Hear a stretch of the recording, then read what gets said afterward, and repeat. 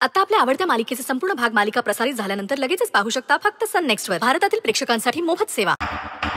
हा सगळा काय प्रकार आहे? हे प्रेस मशानत नाही तर सोडून इथे कोणी आणलंय? इथे फक्त चुकणाऱ्याच्या कानाखाली जाळ काढलं जातं, प्रेस जाळलं जात नाही. ताई नमस्कार. कामाचा बोला. आम्हाला तुमच्याकडून न्याय हवा आहे ताई. पोलीस स्टेशन मध्ये जा ना. काही विषयांच्या बाबतीत तुझे हे घरच शेवटचं स्टेशन असतं. जो काही चांगला वाईट निकाल लागायचा असतो तो तुझ्या इथेच लागतो. आलं लक्षात. आता नेमका विषय काय आहे ते बोला. ताई मी मयत व्यक्तीच्या पहिल्या पत्नीचा मुलगा आहे आणि मी दुसऱ्या पत्नीचा मुलगा आहे. आमचं राहतं घर आमच्या नावावर करण्याआधीच बाबांचा मृत्यू झालाय आणि घरावरून आमच्या दोघात वाद निर्माण झालाय. आमच्या बाबांच्या इच्छेनुसार ते घर कोणाला मिळालं हवं हेच तुझ्याकडून जाणून घ्यायचंय.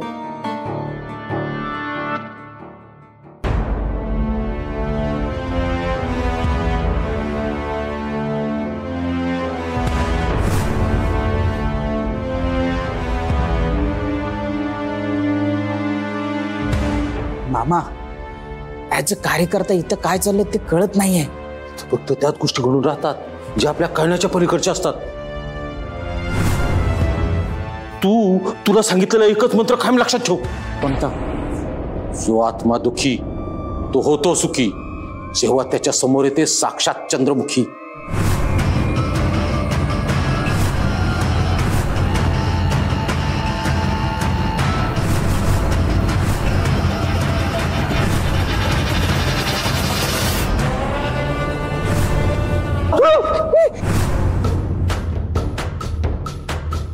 काय तुम्हाला इथं का बोलवलंस? तुझ्या मुलांमध्ये सुरू असलेला वाद मिटवण्यासाठी. वादाचं कारण? तुझ्या पश्चात तुझं राहतं घर कोणाला मिळालं हवं? मोठ्या मुलाला, धाकट्या मुलाला? माझ्या शेवटच्या दिवसात माझ्या धाकट्याने माझा सांभाळ केलाय, माझं आजारपण काढलंय आणि मुलगा म्हणून माझा शेवटचं पाणीही पाजलंय. पण बाबा, आवाज नाही पाहिजे.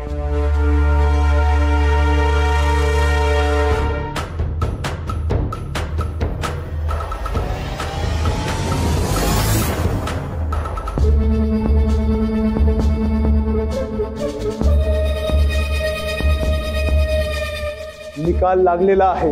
पण ताई मी मोठा आहे ना, माझ्यावर अन्याय का? तू फक्त मोठा नाही, तू खोटाही आहे.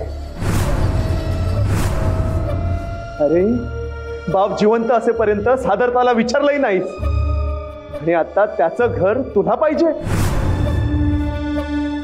तुझ्या बापाची इच्छा आहे, तुला ते मिळणार नाही. पण ताई, आता शेवटचं शांत बसायला सांगते. मी दिलेल्या निकालाच्या विरुद्ध कोणी गेलं तर त्याला कायमचं शांत करायला मला फार वेळ लागणार नाही. ते प्रेत उचला आणि निघा इथून.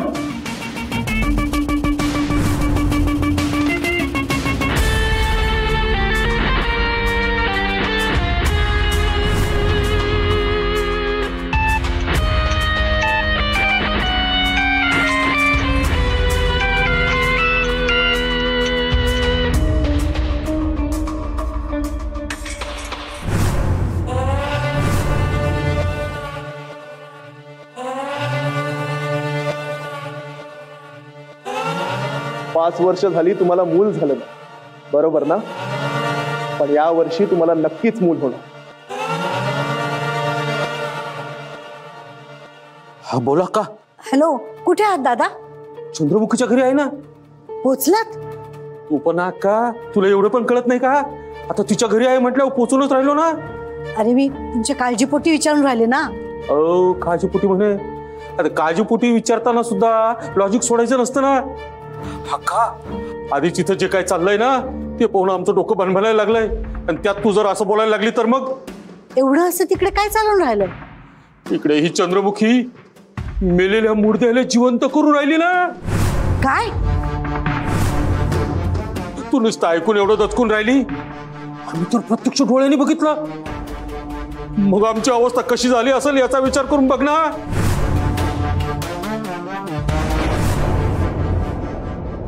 तुम्ही दक्षिणा म्हणून मला पैसे देताय? तसं नाही ताई, मला ह्या बाबतीत आवाज बंद. तुम्ही माझ्यावरती जो विश्वास दाखवला तीच माझी दक्षिणा. आता निघा.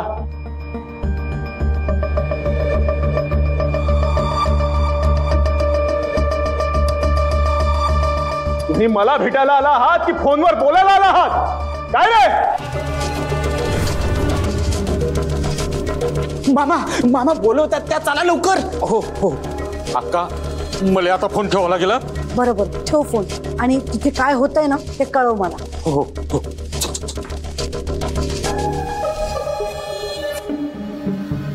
माझ्याशी बोलायला आला आहेस की फोनवर तुझ्या बहिणीशी बोलायला आला आहेस?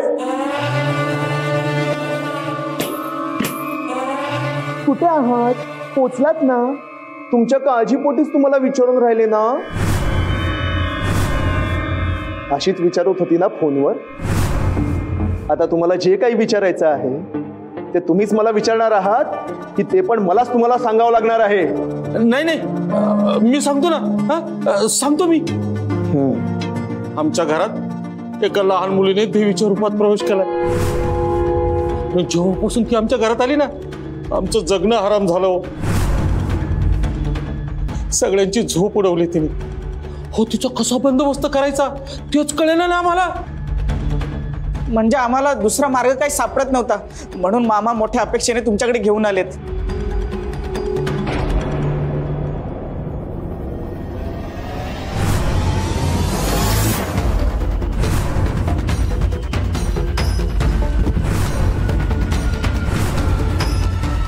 ही सुटकेस त्या खड्ड्यात पुरायची. नीच, पापी, हरामखोर. अरे, तुम्ही त्या लहान मुलीचा खून केला आणि कोणाला कळू नये म्हणून तिला मंदिराखाली पुरून टाकलात. असं करताना तुम्हाला लाज कशी वाटली नाही?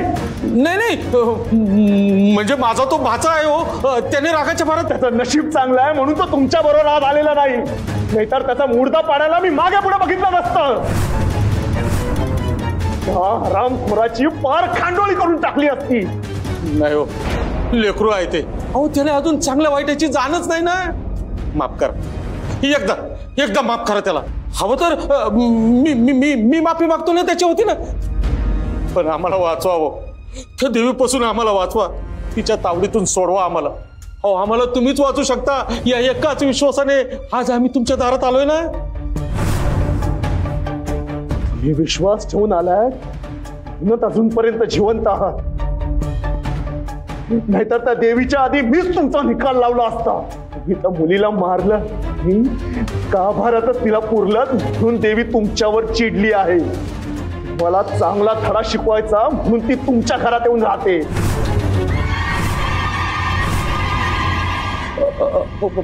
पण मग आता पुढे काय? या सगळ्यातून बाहेर कसं पडायचं याचा मार्ग तुम्हीच दाखवा ना. यावर एकच मार्ग आहे. तुम्ही सांगाल ते करायला आम्ही तयार आहोत. त्या मुलीचं प्रेत बाहेर काढा आणि त्यावर रीतसर अंतिम संस्कार करा, म्हणजे त्या मुलीलाही मुक्ती मिळेल आणि देवीही निघून जाईल. पण मग ते मंदिराच्या गाभाऱ्यात असेल तर मग परत खोदकाम कसं करणार? असंच ना? हो हो, तिथला तहसीलदार माझ्या ओळखीचा आहे, मी त्याच्याशी बोलून घे. मंजू. हा का? आज एका विषयाचा निकाल लावायचा आहे, त्यासाठी दरबार हा भरला पाहिजे. हा.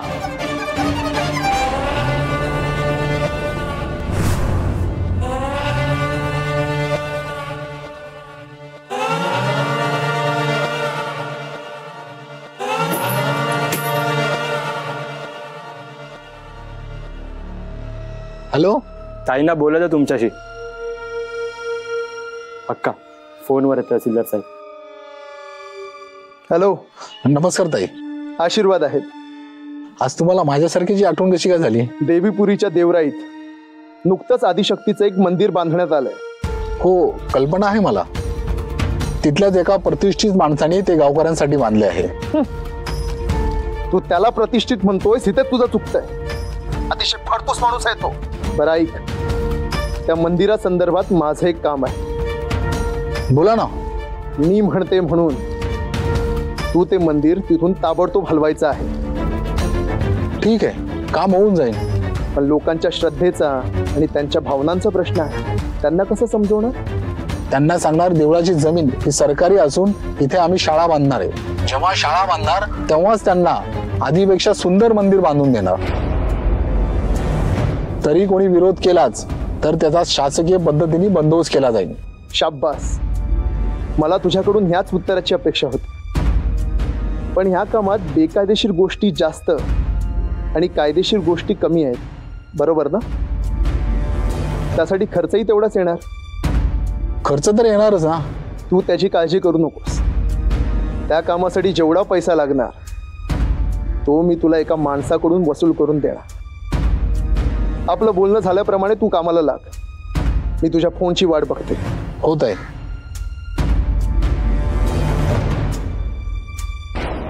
जेवण झालं का? नाही, भूक लागली जाम. इथून बाहेर गेल्यावर डाव्या बाजूला एक हॉटेल आहे, जाताना जेवूनच जा. अरे बबन, जेवण झालं का? नाही. मग चल आमच्याबरोबर जेवायला.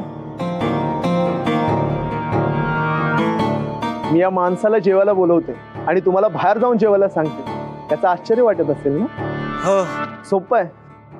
हा माणूस म्हणून चांगला आहे म्हणून ह्याला जेवणाचं आमंत्रण. तुम्ही माणूस म्हणूनच वाईट आहात म्हणून तुम्हाला निरोप. आता इथून निघायचं आणि उद्या यायचं. तुमचं काम उद्या होऊन जाईल.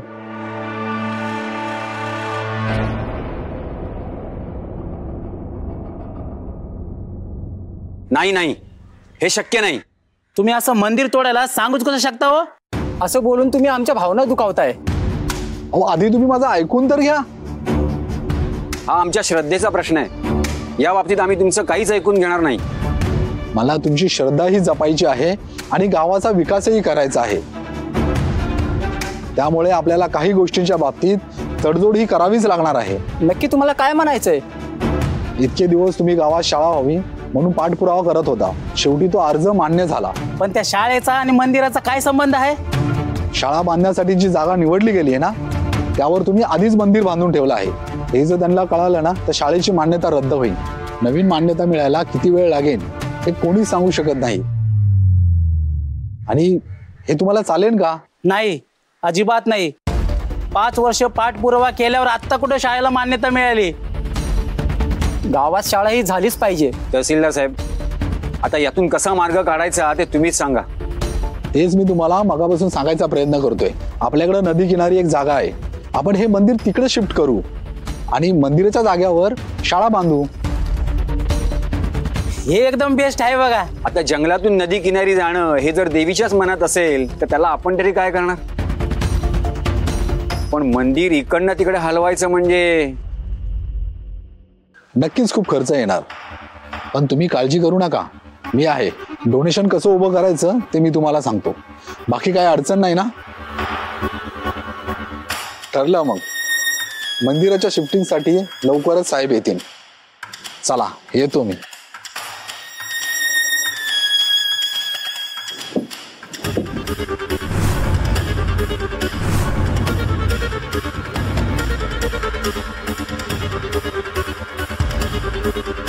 हॅलो, बोलताय? तुझ्याकडे एक महत्वाचं काम आहे, पण फोनवर बोलता येणार नाही. कळलं. ताबडतोब दरबारातच येतो मी. हुशार आहेस. वाट बघते तुझी. हा.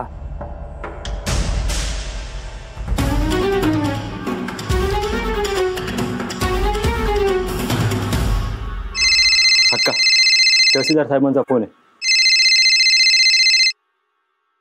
बोल. काम झालंय. लोक मंदिराच्या शिफ्टिंगसाठी तयार आहेत. तू हे जे काही केलंस ना त्यासाठी अगदी मनापासून तुझे आभार. ताई प्लीज, तुम्ही अशी आभार वगैरे बोलू नका.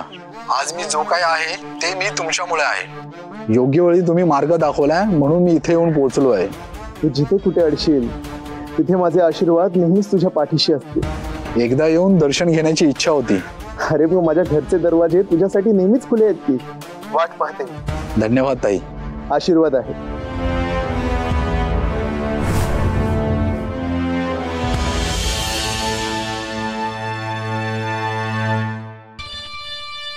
डॉली डॉली डॉली ऐक काय घाई, कधी नवी ती चांगली स्टेप सुचली होती मला, मध्येच यायचं होतं का तुला? त्या रील बनवण्यामध्ये ना तू सगळं भान विसरून गेलीस. असं अजिबात नाही आहे. सोशल मीडियावर मी नेहमी ऍक्टिव्ह असतेच, पण जगात कुठे काय चालू आहे हे पण माहित असतं मला. जगात काय चाललंय हे माहितीये, पण आपल्या घरात काय चालू आहे त्याबद्दल काय माहितीये का? चाललंय काय तुमचं? नाही आपल्याला पण कळू दे की जरा. अरे बरं झालं तू आलास. ती चंद्रमुखी आहे ना, ती काय तिचं? अरे ती चंद्रमुखी आहे ना, ती खरोखर खूप खतरनाक बाई आहे. एवढंच बोलला मामा? एवढंच नाही, त्याच्या समोर तिने एका प्रेताला थोड्या वेळासाठी जिवंत केलं. काय सांगतेस काय? हो.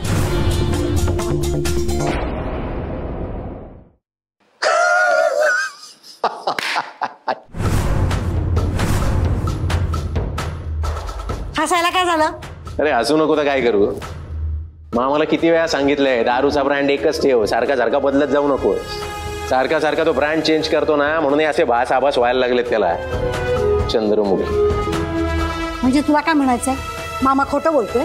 मामा कधी कधीच खरं बोलतो, एवढंच बोलायचंय आपल्याला. अगदी माझ्या मनातलं बोललास असं नाही म्हणायचं तुला. तुझ्याशी बोलण्यात काही अर्थ नाहीये.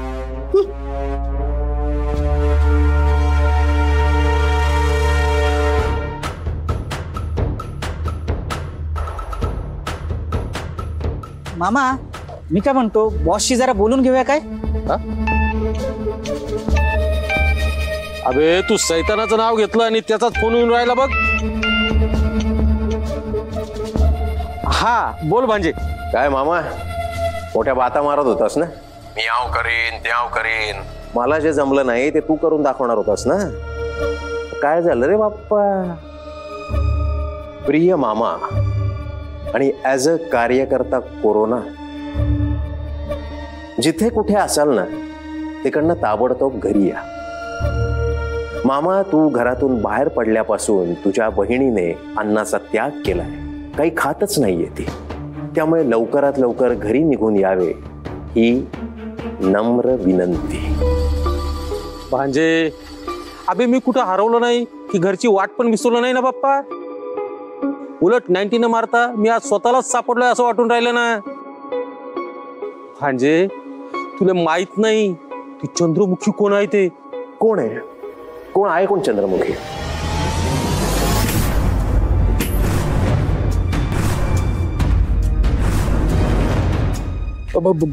भांजे मी बोलतो तुझ्याशी नंतर, मी जरा कामात आहे. हा काय झालं?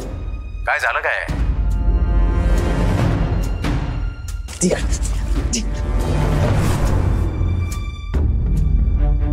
मामा नाही नाही नाही, मी चंद्रमुखी बद्दल काहीतरी बोलीन म्हणून घाबरतोयस ना. पण आपण बोलणार नाही. तिने काहीतरी ते प्रेताला उठवलं वगैरे अशा तुझ्या ज्या भाकड कथा आहेत ना, त्याच्यावर आई विश्वास ठेवेल, मी नाही ठेवणार. कोरोना आणि तुझ्यासारख्या माणसांकडनं आहे ना पैसे उकळायचे धंदे आहेत. मामा नाही, त्या तुझ्या चंद्रमुखीने जे प्रेत जिवंत केलं ते आता कुठल्या तरी टपरीवर चहा वगैरे पीत असेल ना रे.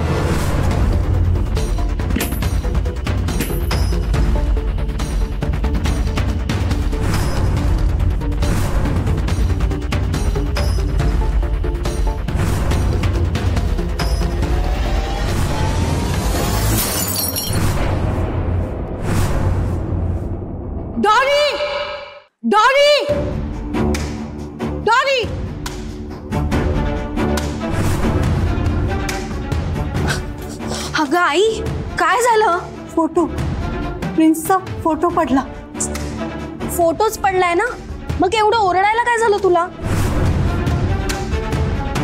काय झालं? फोटो पडला. अगं वाऱ्याने पण पडू शकतो ना. पण एवढी घाबरली काय तू? फोटो फ्रेम मध्ये असं काही पाहिल्यानंतर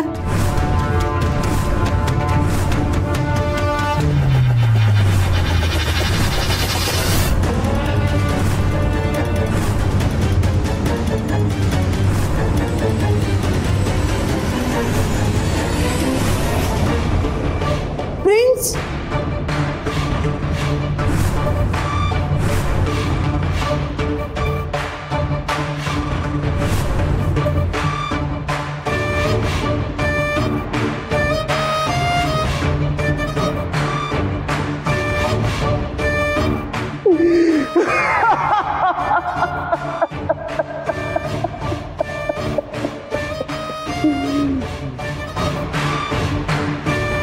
हॅलो मामा, जे काय करायचं होतं आपल्याला ते कळून चुकलंय.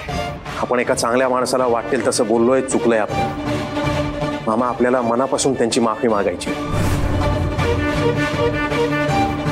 जो आत्मा दुःखी तो होतो सुखी जेव्हा त्याच्या समोर येते साक्षात चंद्रमुखी.